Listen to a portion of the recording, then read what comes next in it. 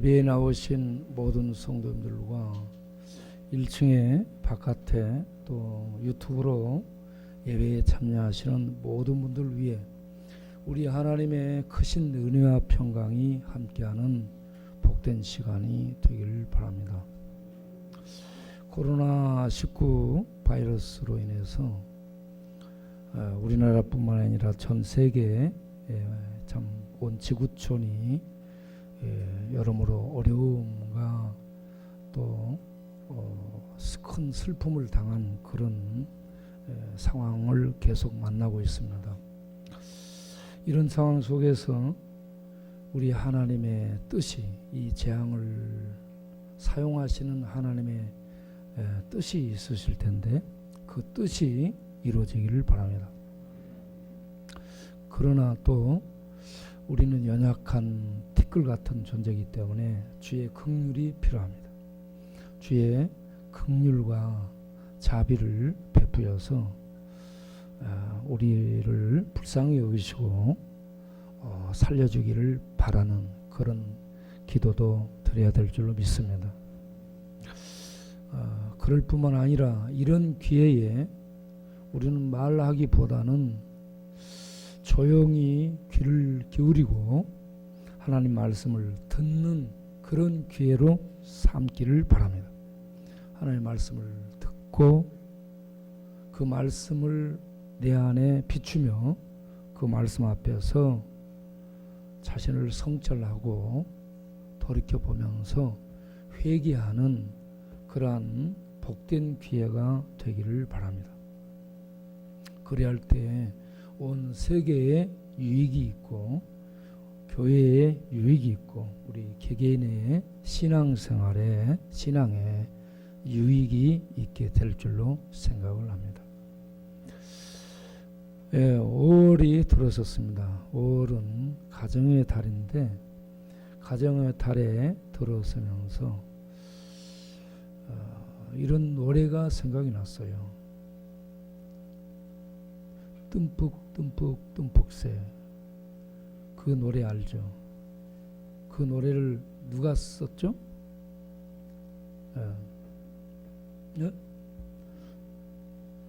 최순애라고, 거기도 최씨더라고. 최순애가 1911년생이고 1914년생이고 그런데 1925년 12살 때 방정환이 그때 발행했던 잡지, 어린이 잡지, 그 어린이라는 잡지란에 그 책에 이렇게 이게 입선이 되죠. 1925년 11월에 입선이 됩니다. 그리고 그 이듬해 1926년 4월에 이원수라는 사람이 쓴 고향의 봄이 또 입선이 되죠.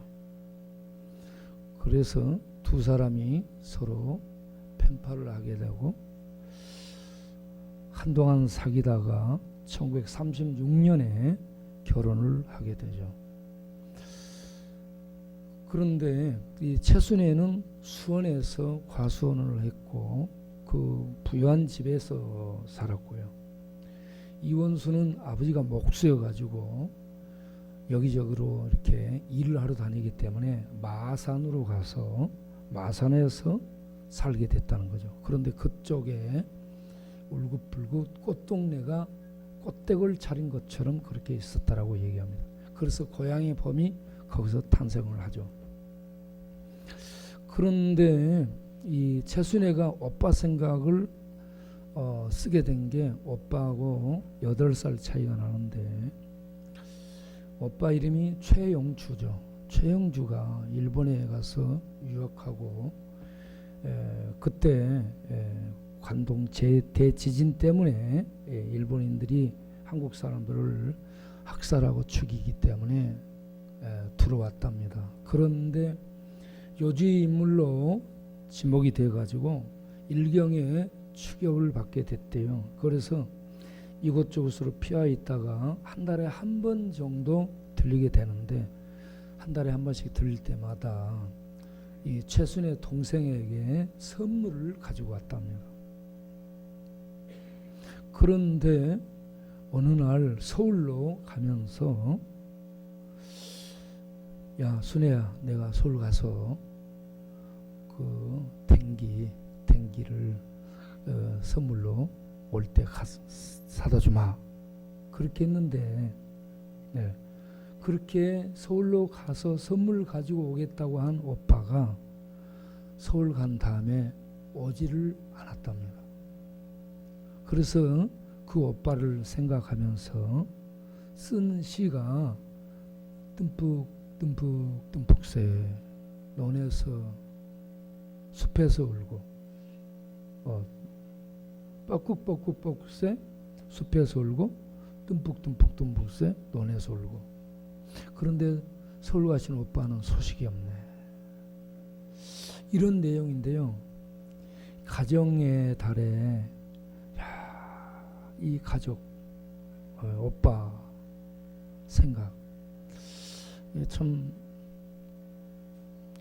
이 어릴 때 우리들이 이런 이 맑은 동요를 이렇게, 고향의 봄도 그런 시고, 그런데 이런 시를 이렇게 이제 노래로 부르게 됐는데, 이 최순애가 쓴 이 시를 박태준 씨라는 작곡가가 작곡을 한 게 오늘날 우리가 부르고 있는 그러한 노래입니다. 한번 조금만 틀어줘 보면 좋겠는데.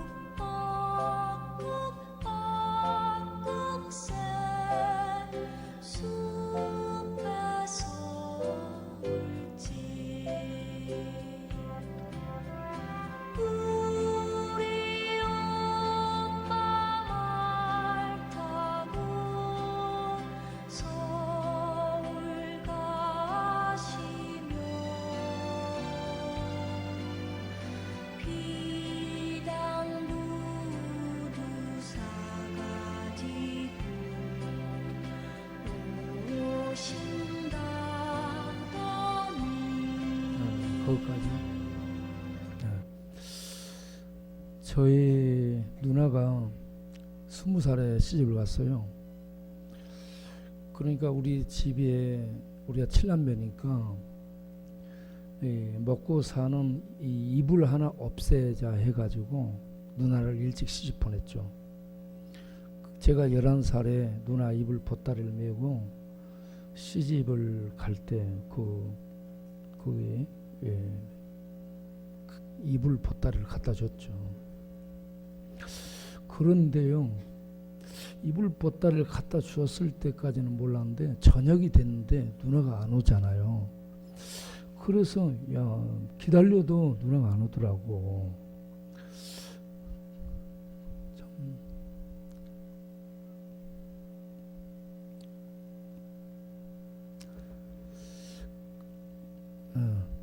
그때 이제 이 가족의 이 이별, 가족이 이렇게 가는구나 하는 그런 것들을 이제 생각했죠. 그러고 나서 누나를 이제 매일 저녁에 기다려도 안 오고 그러니까 저는 시집 가도 오는 줄 알았는데 안 오더라고. 그때 제가 이 불렀던 노래가 이 노래, 이 노래가 나오더라고. 그런데 이제 누나는 그렇게 해서 갔지만 그 뒤로 우리 이제 애를, 우리가 이 사역을 하면서 어려우니까 큰애를 미국으로 이제 보내라 해가지고 애를 미국으로 보내게 됐는데, 그때 애가 15살인가 됐죠.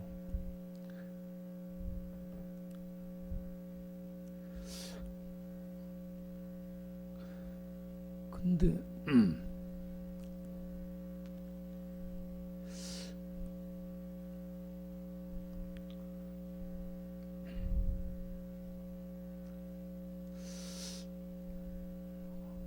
제가 우리 애를 보내고 나서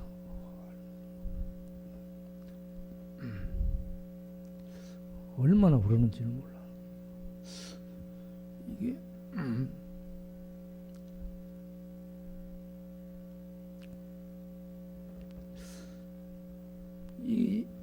이게 보고 싶은데 볼 수가 없더라고. 그래서 야, 참 그때 내가 한 달 정도를 날마다 울었습니다. 이 가정의 달인데 가족들을 이렇게 만나는 게 참 복인데 가족들을 만나지 못하는 그런 아픔들이 있는 분들, 제가 그 그리움, 그 보고 싶음, 그 참 말 못하는 그 눈물들을 조금 이해를 하죠. 그래서 최순애가 그 오빠를 보내놓고 얼마나 오빠가 그리웠을까. 참 그래서 이 오빠 생각이라는 노래가 참 제 가슴을 울리고 그랬습니다.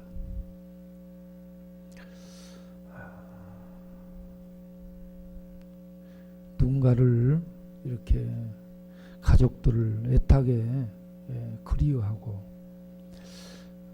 보고 싶어하는 그러한 이 가정의 달 5월에 여러분 모두의 마음속에 우리 하나님의 위로가 있기를 바랍니다.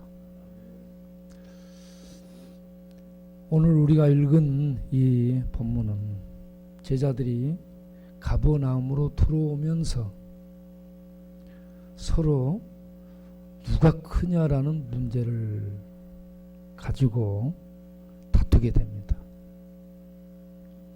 이들의 생각은 세속적인 그러한 관점에서 얘기를 하는 거죠.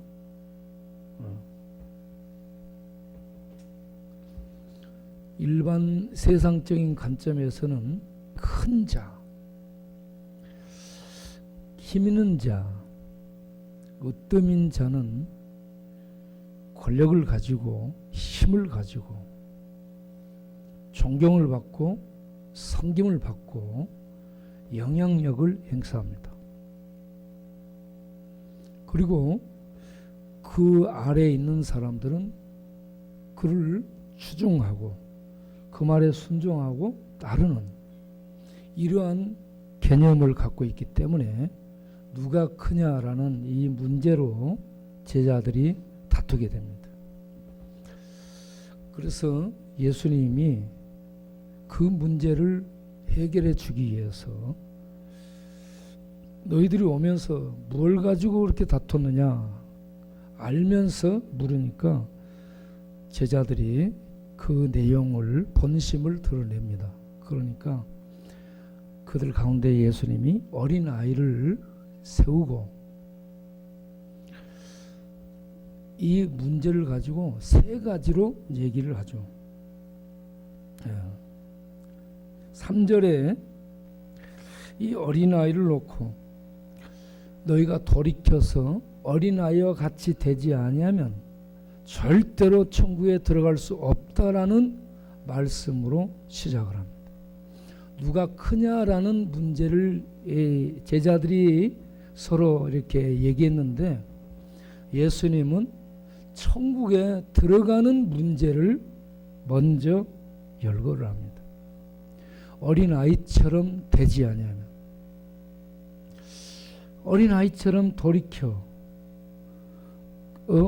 그렇게 되지 아니하면 천국 들어갈 수 없다. 이게 무슨 내용인가? 오늘 읽은 이 본문은 톨스토이의 부활에 나오는 내용입니다. 톨스토이가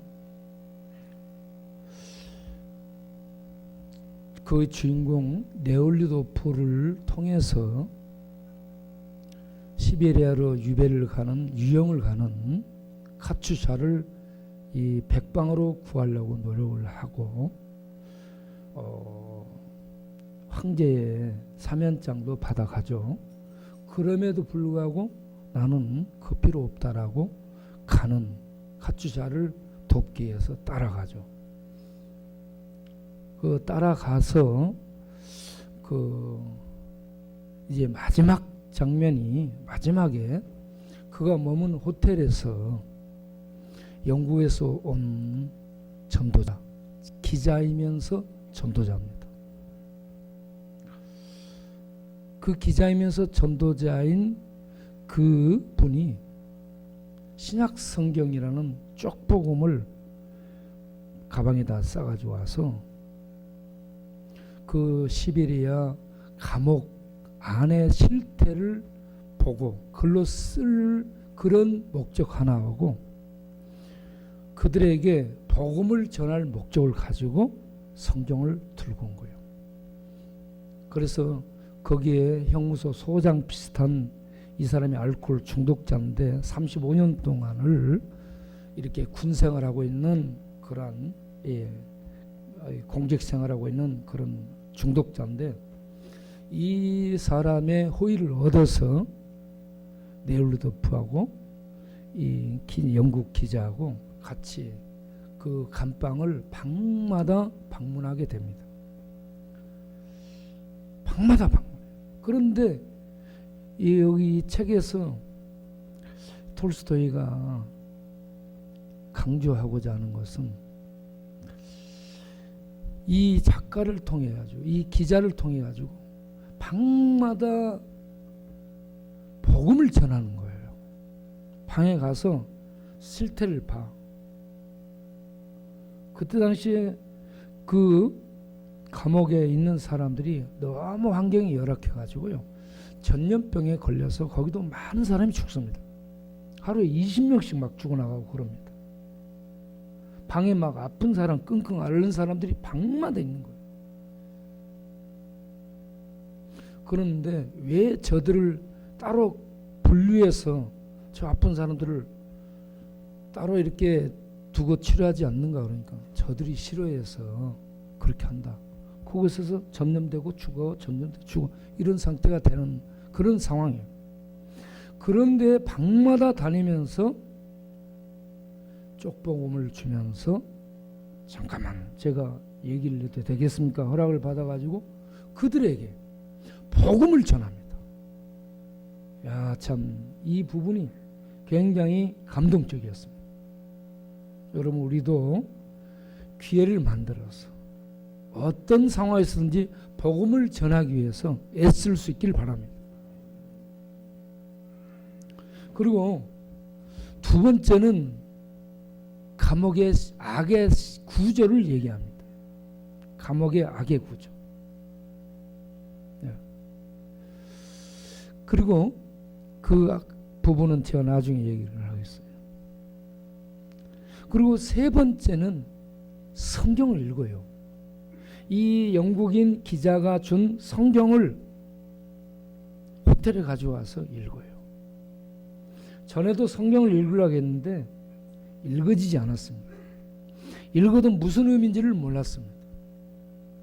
그런데 그 밤을 꼬박 새면서 이 성경을 읽습니다. 이 성경을 읽다 보니까 이 성경이 이해되고 믿어지고 그 말씀들이 그 안에 쏙 들어오게 됐다라고 얘기합니다. 우리에게 그런 은혜가 있기를 바랍니다. 그런데 호텔에 가서 제일 먼저 성경을 딱 펼친 게 마태복음 18장입니다. 오늘 읽은 마태복음 18장. 처음에는 이 부분이 이해가 잘 안 됐습니다. 이게 뭘까? 이게 뭘까? 어린아이 같이 되라. 이게 뭘까? 그리고 섬기는 자가 되라. 세상은 안 그러는데. 그리고 어린아이를 영접한다? 이게 뭐지? 이해가 잘 안 됐습니다. 네올도프에게. 그런데 그 밤에 하나님의 은혜가 주어지니까 이해되고 믿어지고 이게 말씀이 속에 쏙 들어오게 됐다는 얘기죠. 오개근 형제가 그렇게 한 50년을 읽었는데 이게 이해 안 되고 믿어지지 않았다. 참 가슴 아픕니다. 그 친구가 얼마 전에 우리 곁을 떠났는데 우리들은 이 말씀이 날마다 새롭게 읽어지고 깨달아지고 믿어져서 우리가 깊어지고 넓어지고 높아지고 그 하나님의 그 빛된 비밀의 그 지경 속에 들어가 그 은혜의 풍성한 능력들을 누리는 우리 모두가 되길 바랍니다. 그래서 돌스토이는 이 네올리도프와 가투사를 통해서 전하고자 하는 게 이 성경은 사실이라는 거. 사실이라는 거. 그리고 이 말씀을 읽고 받아들이고 그 은혜를 잊게 되면 사람이 네올리도프처럼 거듭난다는 거. 이 거듭나는 거, 이걸 부활로 묘사를 하고 있습니다. 우리는 성경을 읽으면서 예수님이 부활했다라는 역사적 사실을 이렇게 많이 듣습니다. 예수님 부활하셨습니다. 빈 무덤이 증거하고 천사가 증거하고 부활하신 예수님 자신이 증거해주고 제자들이 비겁하게 도망가고 숨었던 제자들이 갑자기 용기 있게 예수는 그리스도고 예수는 부활하셨고 예수는 다시 오신다는 이 내용을 전해요. 사나들인 공권력이 그들을 잡아들여. 너희들 그 얘기 하지 마. 매를 들고 때리고 협박해도 그걸 전혀 두려워하지 않고 예수는 그리스도요, 예수는 우리 주님이시다고 이걸 담대히 전하는 거예요. 어떻게 이렇게 바꿔질 수 있게 됐는가? 그들이 부활하신 예수님을 만나지 않았다면 절대로 그렇게 바꿔질 수 없습니다. 부활하신 주님을 만났고 그 주님이 보내신 성령을 받아서 그들이 하나님의 능력으로 채워지니까 죽음도 두려워하지 않고 세상 비난도 두려워하지 않고 협박도 공갈도 전혀 개의치 않고 담대히 우리는 보고 들은 것을 말하지 않을 수 없다. 그러면서 복음을 전하는 죽음을 뚫고 죽음의 세력을 뚫고 달리는 이런 용사가 되는 것을 볼 수가 있습니다. 부활하신 주님을 만나면 이렇게 바꿔진다는 겁니다. 이 부활에 대해서 성경의 내용들을 우리는 이론적으로 알고 역사적이고 객관적인 사실로 받아들이고 알고 정리를 하고 갖고 있어요. 그런데 가장 문제는 부활한 주님을 믿는 우리 안에 부활 생명의 모습이 있는가? 우리 안에 부활 생명의 그 모습들이 우리를 통해 나타나고 있는가? 어떤 생명이 안에 있으면 그 생명은 반드시 밖으로 표출되고 움직이고 나타나게 되어 있습니다. 김치를 싸면 아무리 싸도 김치 냄새가 나죠. 향을 뿌려놓으면 아무리 싸도 향이 나옵니다. 담배를 피우는 사람들이 물을 먹고 밖에서 훅훅훅 불고 그리고 껌을 씹고 그러고 와. 근데 좀 있으면은 몸에서 냄새나고 한참 뒤에는 뱃속에 들어간 가스가 담배 연기가 쑥 나옵니다. 호흡을 통해서. 그렇기 때문에 담배를 피우면 냄새가 나게 돼 있죠. 그러니까 속에 들어있으면 감추고 싸매도 나타난다는 얘기입니다. 우리 안에 부활 생명이 들어있다. 이론적으로 객관적 진리로 갖고 있는 이런 것이 아니라 예수 그리스도를 믿음으로 부활 생명이 내 안에 들어와서 부활 생명이 성령의 역사 속에 활동하고 약동하고 움직이고 있다. 그럼 반드시 부활 생명의 모습이 나타난다는 겁니다. 그럼 부활 생명의 모습이 뭐냐? 세상 부활 생명의 이론을 듣고 싶지 않고 이론 안다 이거예요. 이론 다 알아요. 부활 생명의 그 모습, 그 천상의 그 생명의 모습을 예수 믿는 너희들을 통해서 보고 싶다. 이게 어려운 겁니다. 우리가 예수 그리스도의 부활 생명을, 곧 천상의 생명을, 곧 하나님의 생명의 실체를 이 땅에서 보여주는 그런 하나님의 생명에 연합된 자로 그 생명을 살고 그 생명을 나타내 보이는 삶을 살아야 되는데 세상 그걸 바라고 있는 줄로 믿습니다.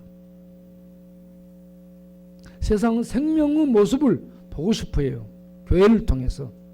교회를 싫어하는 것이 아니라, 교회를, 성도를 싫어하는 것이 아니라 하나님의 부활 생명을 이론적으로 얘기하는 너희들, 그러면 그 이론이 객관적 진리고 내용이 사실이라면 그걸 담아서 갖고 있는 너희들에게서 그 천상 생명의 실체의 모습을 보고 싶다, 보여주라. 그러면 우리도 가겠다.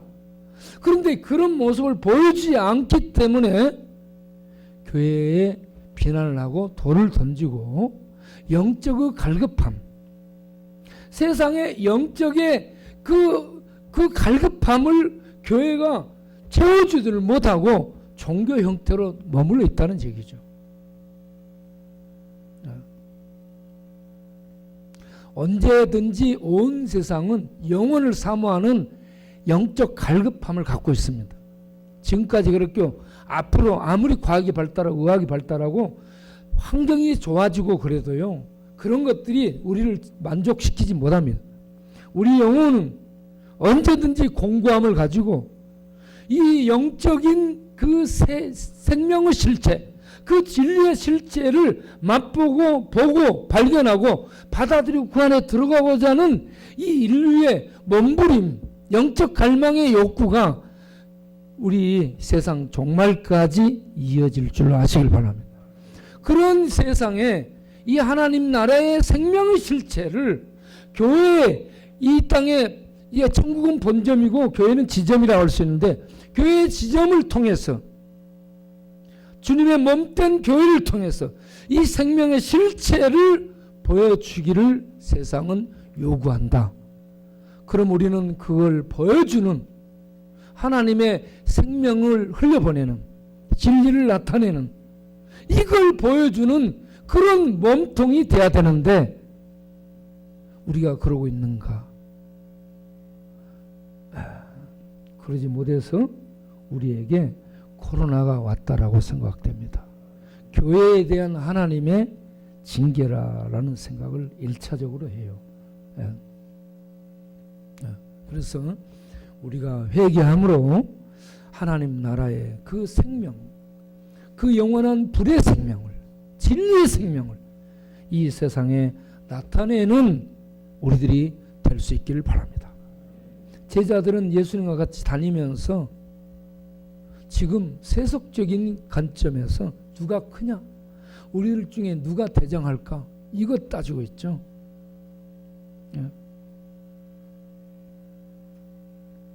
제가 액치를 다니면서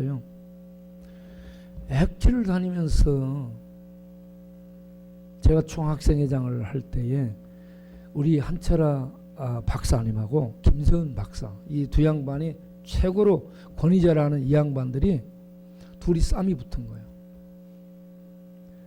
그래서 학교가 완전히 초토화된 거예요. 두 편으로 양쪽으로 갈라져 가지고요, 학생들을 갈라져 가지고 이거 뭐 원수돼 가지고요, 교수들도 폐가 갈리고 원수돼 가지고 싸우고, 학생들도 원수대에 싸우고. 내 이런 모습 보면서 당신들의 그 뛰어나다는 그 신학이 도대체 뭐야? 그 신학이 무슨 소용이 있어? 박사가 뭔데? 응? 당신들 최고의 신학자라고? 그게 뭔데? 내가 그때 얼마나 실망을 했는지 모릅니다. 내가 권면을 했죠. 그 교수님, 그 한 박사님이 선배잖아. 선배니까 가만히 있으면 교수님에게 학장이 돌아오고 그럴 텐데 꼭 이렇게 해야 되겠습니까? 그러면서 제가 뭐라 했더니 인명이 너 이 새끼 하면서 욕도 하고 막 그랬습니다. 좌우지간 이런 이 신학과 최고의 지성이라 어떤 이 사람들이 신학을 가졌는데 연륜이 있는데 야 이런 모습을 보이는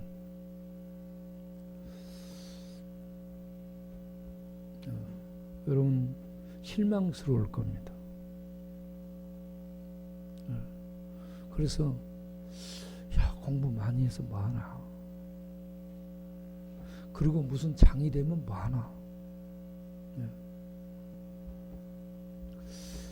세상 그걸 추구해.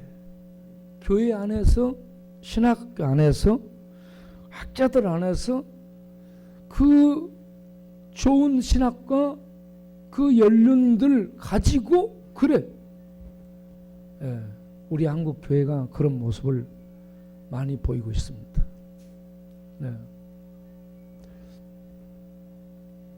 여러분 우리 한국 교회가 이런 부분에서 회개해야 될 줄로 믿습니다. 정말 회개해야 돼. 누가 크냐? 그 문제를 놓고요. 예수님이 말씀합니다. 돌이켜 어린아이처럼 돼야 천국 들어간다. 이 말은 뭔 말이에요? 어린아이는 부모를 전적으로 의지합니다. 밥 줘, 옷 줘, 먹을 것 줘, 잠잘 것 줘. 부모가 아니면 살 수 없어요. 그래서 어린아이는 부모를 전적으로 의지하는 거예요. 그런 것처럼 우리들이 하나님을 전적으로 믿고 의지하고 하나님을 아버지로 고백하며 아버지 하나님 우리 주 예수님을 전적으로 의지하는 어린아이 같은 이런 자세를 갖는 것을 얘기합니다. 그걸 믿음이라고 얘기하죠.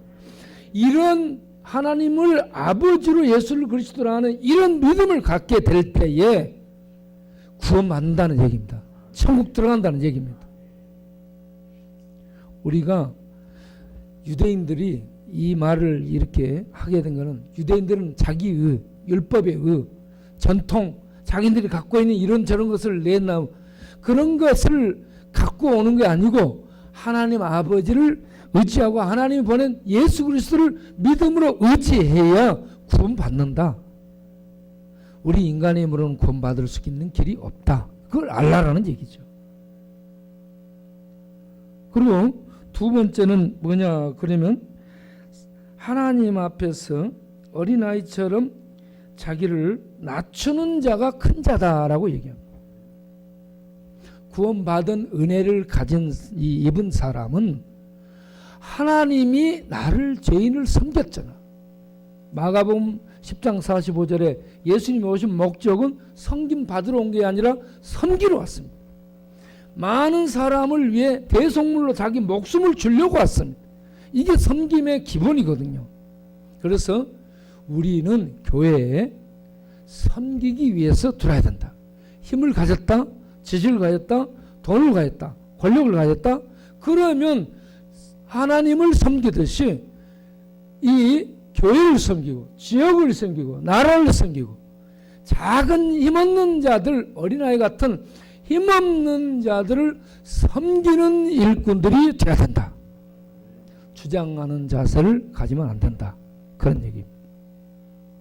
그래서 이런 부분에 대해서 내가 많이 실수했구나, 내가 많은 잘못을 했구나 라는 회개를 하게 되었습니다.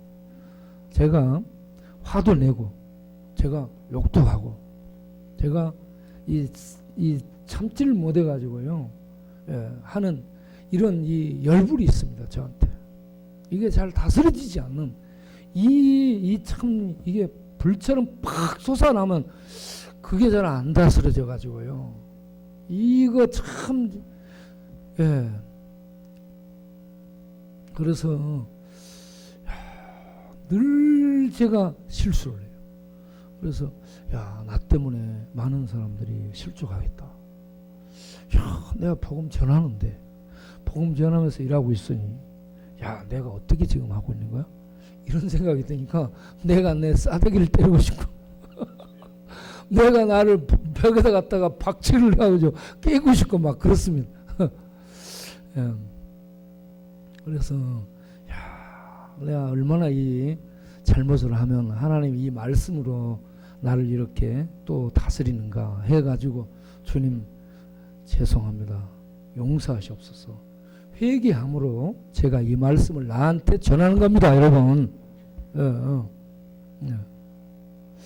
어린아이처럼 그렇게 낮추는, 이건 뭐예요? 어린아이는 힘이 없어요. 힘이 없기 때문에 항상 이 낮추는 이런 자세를 가져야 된다는 얘기죠. 자, 그런데 제가 그러지를 못한 부분이 많아가지고 회개하고 나를 통해 다른 사람이 그 다음에 실족하지 않아야 되는데 하는 이런 생각. 그래서 참 어린아이를 영접하는, 어린아이 힘없는 사람을 영접하는 이것이 곧 주님을 영접하는, 힘없는 어린아이와 주님을 동일하게 얘기를 하고 있습니다. 마태복음 25장에 가서는 작은 소자를 역시 대하는 것을 예수님을 대하는 것이라고 얘기하죠. 그렇죠? 그래서 작은 소자, 힘없는 자를 이렇게 대하는 것이 주님을 대하는 것이다. 이와 같이 작은 소자를 이렇게 주의 이름으로 영접하는 것, 힘없는 자를 영접하는 것, 죄 많은 자를 영접하는 것, 이게 우리 죄인들을 주님이 받아준 것이거든요. 그 은혜로 우리가 작은 소자들, 힘이 없는 자들을 받아들이고 돌보고 섬기는 그 일을 계속 할 수 있기를 바랍니다. 우리 교회는 그리스도의 몸된 공동체입니다. 그래서 그리스도께서 섬기고 받아들이고 한 것처럼 우리가 이 지역민들을 돌보고 섬기고 받아들이고, 그렇게 해서 이 지역을 복음화하는, 이런 일을 하는 것이 우리 교회의 사명으로 생각하시고, 우리 모두 회개하면서 이 일을 다시 분발해서 잘 감당할 수 있는 교회가 될 수 있게 되기를 바랍니다. 그런데 만약에 6절에 보면은 믿는 자 중에서 잘못돼 갖고 실족시킨다, 우리들의 잘못으로 믿는 자들을 실족시킨다, 그 말은 믿음을 잃어버리게 하거나 교회를 떠나게 하는 이런 실족이라는, 넘어지게 만드는 거거든요. 넘어지게 만드는 일을 누가 했다 그러면 그거는 연자 맷돌을 목에다 묶어서 바다 깊은 곳으로 잡아넣는 그런 살인행위란 얘기죠. 그렇기 때문에 그렇게 하지 않도록 우리가 우리를 십자가에 못 박아서 죽이고 겸손에 재야 될 줄로 믿습니다. 겸손히 섬길 수 있는 그런 우리가 될 수 있기를 바랍니다.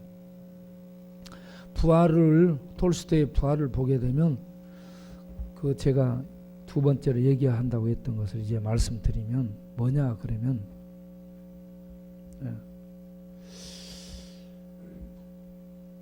악한 자들이, 감옥에 있는 자들을 딱 보면 전부 악이에요. 제대로 된 사람이 하나도 없어요. 관료들이. 악한 사람들이 그 감옥에 죄를 갖고 들어오는 악한 사람들, 죄수들, 그들도 악한 자들이. 악한 사람이 죄수로 들어온 악한 사람들을 다스리는 거예요. 처벌해 가지고 바로잡으려 한다는 거.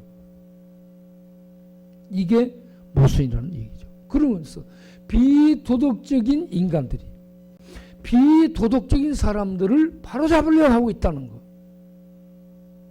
그리고 이러한 사람들을 바로잡으려는 교정, 처벌을 가지고 더 악을 구체화시키고 있는 이런 모순을 발견하게 됐다는 겁니다. 그러면서 뭐냐?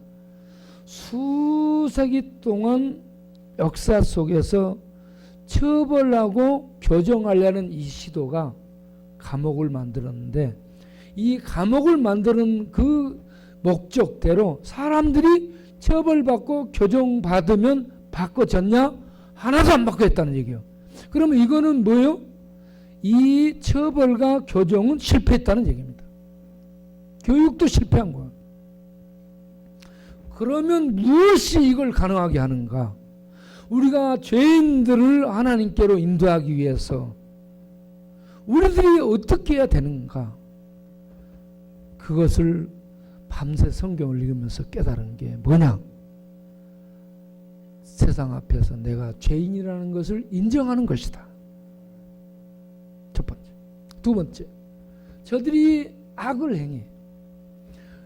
욕을 하고 대적해. 그런데 그들을 처벌하려고 하지 말고 그들의 욕과 경멸을 그대로 받아들이는 것이다.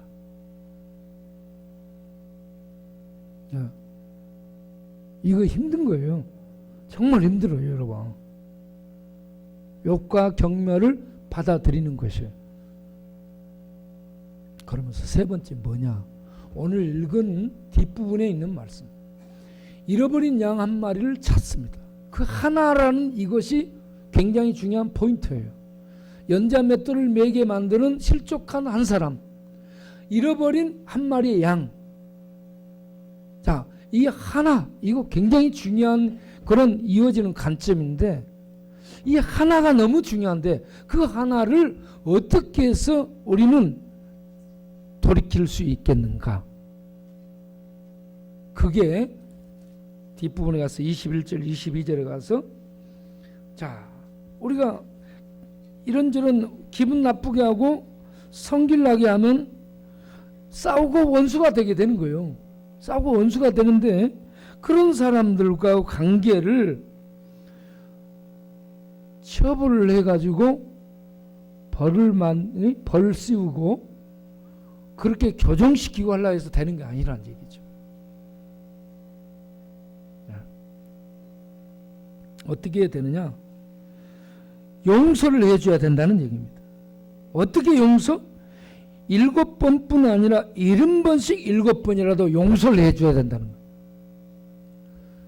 여러분, 레올루도프가 깨달은 게 용서입니다. 우리 인류는 악을 행해오고 있고 처벌과 교정을 하려고 덤비죠. 제도적으로 그렇게 마련하고 아무리 해도 안 되는데 성경이 답이라. 뭐냐? 악을 근절시킬 수 있고 이 세상을 바로잡는 방법이 뭐냐? 용서다. 용서를 다른 말로 하면 사랑입니다. 사랑을 행하는데 원수를 향해 용서하는 거죠. 그러면 이 용서하고 사랑할 수 있는 힘이 어디서 나와요? 배워서 안 됩니다. 나이 먹어서 안 돼요. 예수 그리스도를 믿어 그 부활 생명이 내 안에 역사하면, 그 부활 생명, 하늘의 그 큰 생명의 능력이 내 안에 성령의 불에 불타고 이게 약동하면 원수 용서한다는 겁니다. 원수를 용서해 주며 나에게 해를 끼치고 악을 행한 사람을 용서해 줌으로 그 사람을 악에서 나오게 할 수 있다는 얘기예요. 처벌이 아니에요. 교정이 아닙니다. 내가 하나님의 용서받은 자로 그 용서의 사랑을 베풀므로 악을 근절시켜서 악에서 나올 수 있게 해주는 생명, 부활 생명의 능력을 발휘할 수 있다는 거예요. 이걸 깨닫고 이걸 살게 되는 것을 부활이라고 얘기합니다. 예수님은 부활하셨어요. 역사적 사실로. 그 부활을 믿는 우리가 부활해야 되는 거예요. 부활을 해야 어떻게 부활 생명을 소유하고 그 부활 생명의 삶을 우리의 삶 속에서 살아내므로 세상 가운데 그 은혜를 체험케 하면 악에서 나오게 된다는 겁니다. 그게 사람을 구원하는 방법이라는 얘기죠. 이거 정말 어려운 거죠. 그래서 장발장도 그 내용인데 그 내용을 들음으로 멋지네, 참 훌륭하게 살았네, 문학 작품 참 괜찮네, 톨스토이 어떻게 그렇게 썼을까, 이렇게 생각하지 말고 그걸 나한테 적용할 수 있기를 바랍니다. 적용. 톨스토이가 네올리도프예요. 네올리도프가 톨스토이입니다. 자기를 반영시킨 주인공이 네올리도프예요. 자기가 그렇게 잘못 살았어요. 그래가지고 네올리도프를 그 주인공으로 작품 세계 속에서 그려가지고 그가 회개하고 돌아서서 성경의 이 용서의 사랑을 실천해야 된다는, 이게 성경이 말하는 핵심이라는 것을 알고 그렇게 살기로 다짐하고 일어서는 것이 거듭난 부활이라는 얘기죠. 우리 모두에게 이런 부활이, 부활 생명의 부활의 능력이 우리 안에서 일어나고 꽃피고 열매 맺고, 그렇게 해서 사람 죄인을 살리고 죄인들을 교정시키고 죄인들이 돌아오게 만드는 이 생명의 능력을 바라며 사는 이 시대에 하늘 사람들이 될 수 있기를 바랍니다. 기도하겠습니다. 우리 다 같이